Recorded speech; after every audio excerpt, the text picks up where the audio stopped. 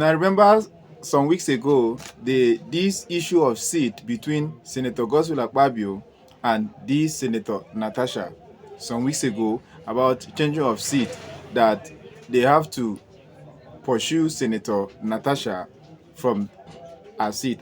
Now, she has gone live on Arise TV to accuse cousin akpabio of toasting her.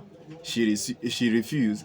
Perhaps that is why the senator, that is the Senate President, Godwill akpabio, is having grudges against her because she refused his advances. Okay, Abeg, listen to what she said. Exactly. Let me say this. Yes. His excuse that it's because there were 2 vacant seats due to the camping of the senators, right? Yeah. And that they had to. Why did they have to pick on me to start the shift? There were other senators that were in front of me that would have filled the seat. Why did it have to be me to fill in the seat at the far corner? But I will say this again.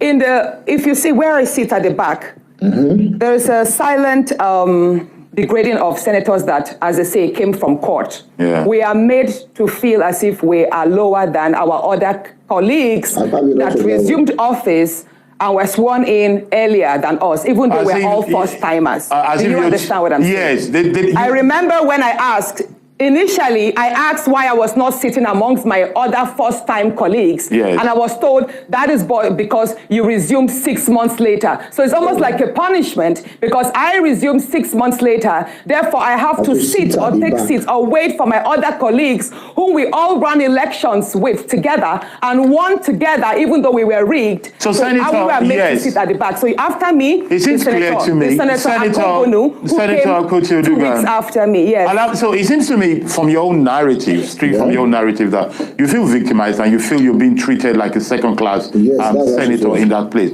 Let me ask you a question based on your own narrative. Yeah. I have a very important... No, but very quickly, you're going to say, let me just ask you just this question. Yes, just this very question. Do you feel that other senators in that house, male or female or different party, do you feel that they're standing up to what they ought to be doing, or do you feel they are also with their silence complicit with your victimization? I think they are free. I want you to judge the whole Senate, 109 men and women. I think some of them are free. No. You don't feel they're complicit, and you don't want to... Now, here it is. I have enjoyed tremendous support from my colleagues. Okay. And the fact that a number of my colleagues have not spoken out publicly in my defense or criticize what has happened does not mean that they do not visit me privately at home, or they do not call on me to give me words of encouragement. Okay. Why they are yet to come up openly and criticize the activities of the Senate President, probably that's best known to them. However, one question I have been asked a number of times is, why are the women silent? Why are the 3 other women silent? Yes, so why, Senator? Why do you think they're silent? The day I filed the suit of defamation, the suit that sexualized, whereby the Senate President's SLA on new media, Mr. Patrick Mfong, sexualized me by addressing my attire as being transparent, and that the only thing I know how to do is to wear pancake to the chambers. So when I filed that suit, Senator Ireti Kingibe, hold on, Senator Ireti Kingibe, Senator Natasha, and Senator we're low on time, 3 women who send messages to me that they do not support the litigation. And none of them have called, apart from Senator Ireti, that called my husband to tell me to withdraw that suit and all that. And my husband charged her that you were the same person who had come to the house to tell him that the ST was hitting on his wife sexually. So why are you now against my wife standing up for her rights?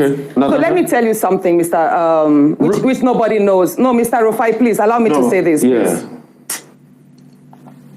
Please go ahead. Can I say this? Please go ahead. Please go ahead, Senator. Please go ahead. Now, at the nightclub incident, I believe that was not a slip of tongue. Okay. That was not a slip of tongue. He has a number of times told me that there are various ways we can have fun. If we travel, he has a way of making the whole the house, the space. He can basically create a party in the space. Do you understand? Like a nightclub in the space and would have fun and all of that. So that nightclub incident statement was not a mistake. It was more like out of the abundance of the heart, the mouth speaketh. Okay. But let me say this. The day before please, Rufai, let me land. Go ahead,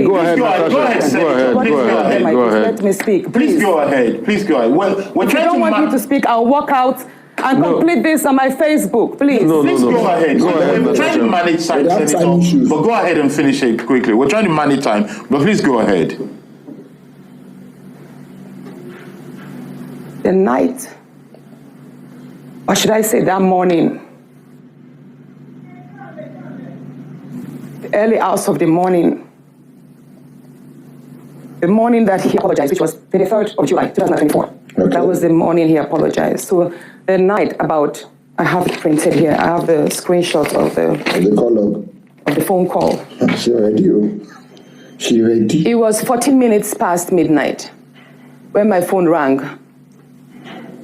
The leader of the House called me, Senator Michael Bamidele Opeyemi called me, and he said, Senator, how are you? I said, I'm fine. He said, in the wake of all of this rancor, the Senate President goes down, I will go down too. That's you. And I said, what do you mean, sir? At that point, I woke my husband up because he had fallen asleep before me. I said, are you calling me to threaten me? I could hear murmurs from the Senate President. I could hear the Senate President's voice at the background because I could tell it was on speakerphone. He said, no, I'm just telling you that, there's a whole lot of attack on the Senate President, and if things go down, if he resigns or something happens, I should know that I'm going to be held responsible, and I also go down. At that point, I started shouting. Wow. I was like, you can't call me at midnight and threaten me, sir. You can't do this. And mind you, I was actually surprised because the leader of the House is someone I respect greatly. He's a very good friend. He's a very calm person. And I believe, I'm saying it, that if he actually made those statements, he probably was told to do so. Yeah. So I dropped the line. And then I dropped the line. The first conversation was just 2 minutes, 33 seconds. Then my phone rang again at 26 minutes past midnight that same day. Okay. And then it was the same call, Senator Opeyemi's line, but then it was the Senate President's voice. Okay. He said, Princess of the Senate. That's how he calls me casually. Princess of the Senate. I've been attacked. My wife has not slept for days. She's been crying. She's received lots of insults, all because of you. I said, no, sir, it's not because of me. It's because of you. I didn't force you to order that statement. And I did not call on the support I received from Nigerian women. So don't blame it on me. He said, no, he's telling me this because the Dane of Agbo, I think he's a king in Agbo in Delta State.